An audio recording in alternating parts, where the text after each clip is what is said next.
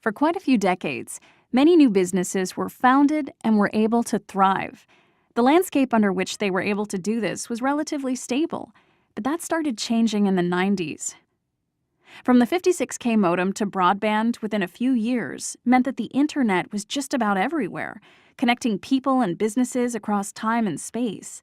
The digital era dissolved borders, making the world become smaller and smaller every day. And yes, you've heard all this before, no doubt. The internet has taken over the world, and most companies know that the digital era is here to stay. Unfortunately, far too many companies don't take advantage of its possibilities or even understand the consequences for not keeping up with the digital evolution. In fact, there's a lot more than you might even realize. But with endless possibilities, the question to ask your company is, how do we identify the right digital initiatives for our company? To answer this, it's important to know the impact of each possibility, making sure that the direction your company takes is the right one, and that money is well spent. But how to identify the best way to go? Now that's the hard part. Don't just start building websites or apps. Start with creating a digital strategy. A digital strategy, when created and applied in the right way, will light up the direction for your company to take in order to become part of the digital age. Basically, a digital strategy consists of 4 phases: set a vision, stop and think, create a business case, prioritize. Let's go through the steps one by one.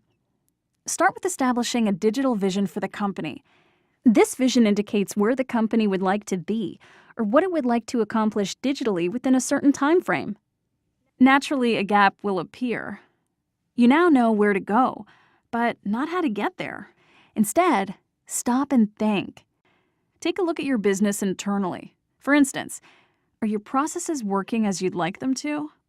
Is your business functioning at its optimum? And look externally. What are the needs and expectations of your customers or business partners? And lastly, look at the development within yours and other industries. What are the current trends? With that inspiration in mind, you move on to the business case. You want to make well-informed decisions about your digital investment based on data and not based on assumptions or neat ideas. Do some number crunching. It will reveal the correlation between new digital initiatives and their potential value to the company. In other words, what'll give the most for less? By doing the math, your company will start to focus on digital possibilities as true business development instead of just online marketing. You'll only apply initiatives that stand a chance of making an impact, financially or brand-wise. It's important for the company to think holistically.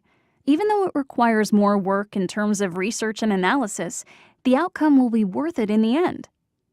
Digital concepts that take both internal and external factors into account will provide most value. Now it's time to act, and based on the knowledge of budgets and opportunities, the initiatives must be prioritized, and that's fairly simple. Put the easiest and smallest projects at the top.